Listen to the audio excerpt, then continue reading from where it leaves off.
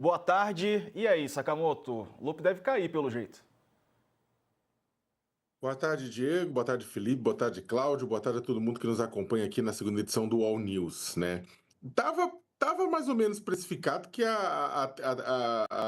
o mais provável que aconteceria, né, era a queda do ministro Lupe diante do escândalo do INSS, né? A questão é que, deixando claro para todo mundo e reforçando isso, não encontraram nada que objetivamente ligasse o ministro às fraudes, à autorização, ou ele levando algum cascalho por fora. Não tem nem nada disso que conecta o Lupe no meio do escândalo.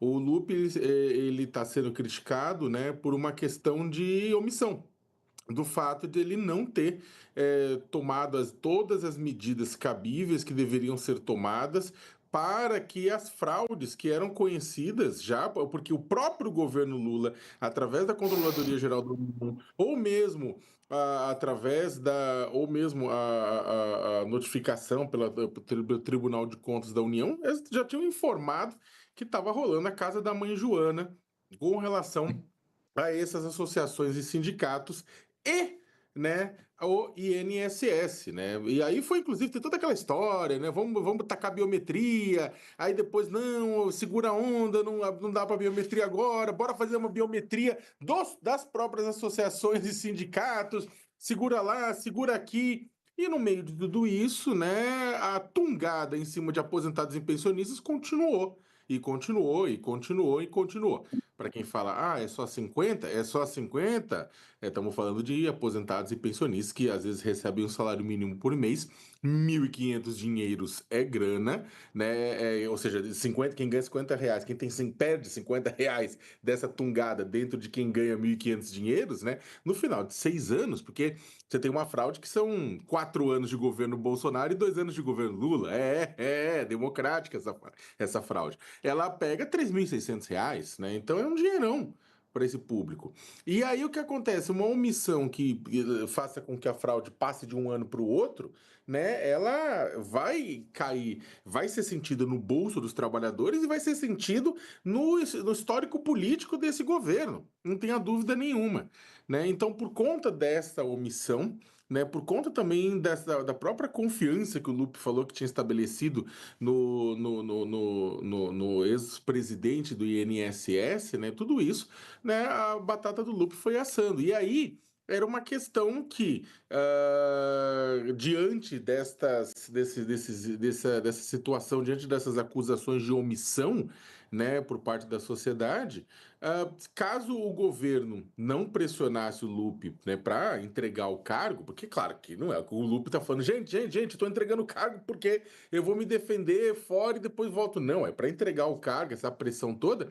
Se o governo não fizesse isso, ia cair diretamente no colo do Lula. Não tô falando que já não tá caindo, tô falando que cairia ainda mais de olho em 2026. Então, Diego, no final das contas, só para terminar, eu quero ver muito a avaliação do Cláudio sobre isso, mas tem um ponto que é o seguinte: o PDT, com seus 17 deputados, falaram que vão declarar independência.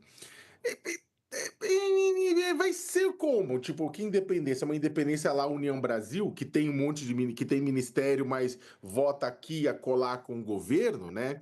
União Brasil tem mais gente, né? Tem mais deputado, tem mais parlamentar, tem mais bala na agulha, né? O PDT tem 17, é menor, né? É meio difícil imaginar que o PDT vai andar brigado com o Lula ou independente ou vendendo no varejo cada votação, né? O Lula deve manter o ministério com o PDT, a influência com o PDT.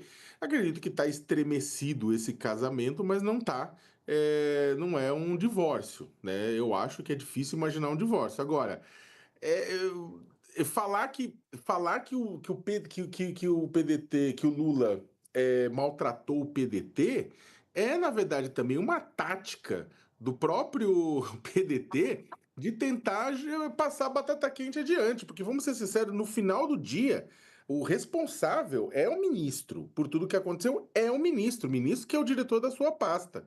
Então o pessoal fala: não, o Lula maltratou. Gente, mas aconteceu um escândalo que pode chegar a mais de 6 bilhões envolvendo aposentados e pensionistas. Quem tem que dar explicações é o ministro nesse sentido, né? Então estão tentando também tirar um pouco das costas do Lupe, né? Mas vamos ver, ô Diego. Eu acho difícil um divórcio definitivo do PDT e do PT. É. Ô Cláudio, quem foi maltratado foi o pensionista, né? O aposentado do INSS. O ministro está no cargo, está no contra-cheque, não está não? Boa tarde. Boa tarde. Não, perfeito. Eu acho que é isso mesmo, né? Quem foi maltratado foi o pensionista, foi o aposentado, que afinal de contas foi tongado, né? Pela incompetência do ministro, para dizer o mínimo, né? O ministro dizer agora que foi maltratado, seu partido afirmar isso, é realmente querer transferir responsabilidade. É uma conversa de vitimismo que não faz o menor sentido. Porque, afinal de contas, se fosse outra situação, não tivesse o governo tão vulnerável do ponto de vista da sua base de sustentação, eu não tenho nenhuma dúvida de que o ministro teria sido demitido imediatamente do cargo. Tamanha a incompetência que ele demonstrou nesse caso. E ainda mais quando ele veio a público tentar dar explicações, aí ele tornou tudo pior, né? Dizendo que não, demorou porque no serviço público tudo é lento. Bem, ele está num órgão, né, em que, veja, quais são as atribuições do Ministério da Previdência? É basicamente gerir o INSS. É fazer os pagamentos, é controlar a maneira como isso é feito, registrar as pessoas ali para poderem retirar suas aposentadorias, né, poderem ter ali aqueles auxílios em momentos nos quais elas não estão podendo trabalhar. É fazer basicamente esse sistema funcionar direitinho. Você pode dizer que praticamente o Ministério da Previdência é o INSS. Em boa medida, não tem muito mais coisa além disso. Se nem isso o ministro se mostrou capaz de gerir, se ele demorou tanto tempo para tomar uma providência e só tomou quando na realidade o escândalo explodiu, porque antes disso estava inerte, de duas uma, né? Ou bem o ministro não tinha interesse em resolver o problema, o que é muito grave se isso for verdade, ou simplesmente o ministro não tem competência para estar no cargo que está. Então, não dá para vir com essa conversa de que ele está sendo maltratado pelo governo. O governo, acho que até, inclusive, foi muito condescendente, muito tolerante com o ministro, para além do que ele próprio merecia. E aí eu não estou falando do seu partido. Veja, o próprio ministro poderia ter saído melhor disso.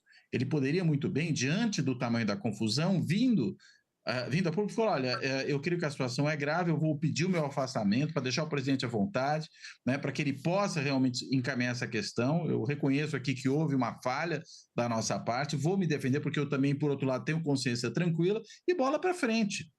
Mas não, ele ficou ali arrogantemente tentando resistir à cobrança que lhe foi dirigida de maneira mais do que meritória.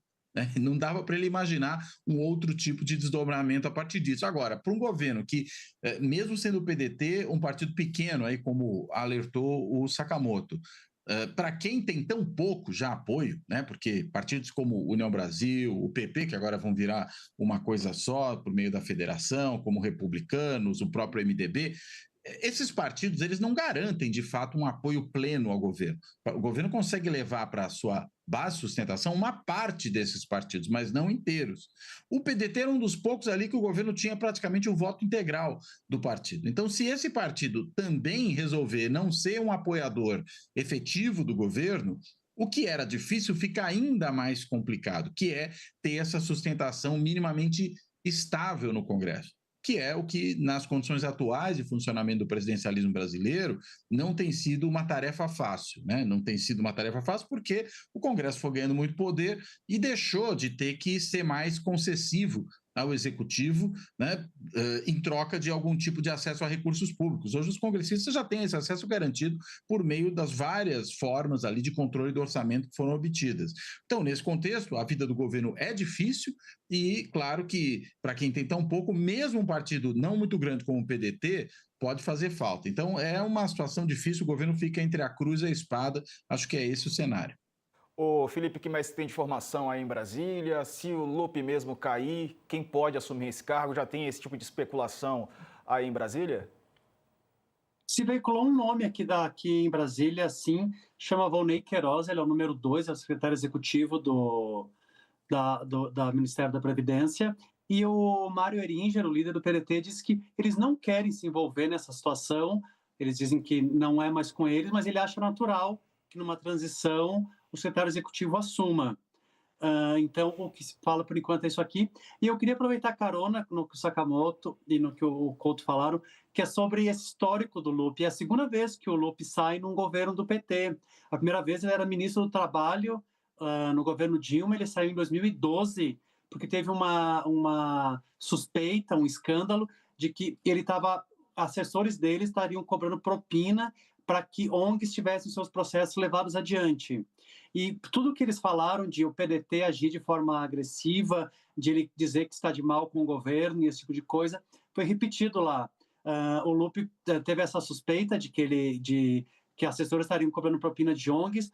Aí surgiu uma denúncia de que ele teria pegado uma carona, e ele cai em maio de 2012. Aí surge uma denúncia que ele teria pego uma carona com um jatinho de um empresário de Goiânia, de uma das ONGs beneficiadas. Ele disse que nunca, não conhecia o empresário, aí aparecem fotos dele saindo do jatinho, do empresário.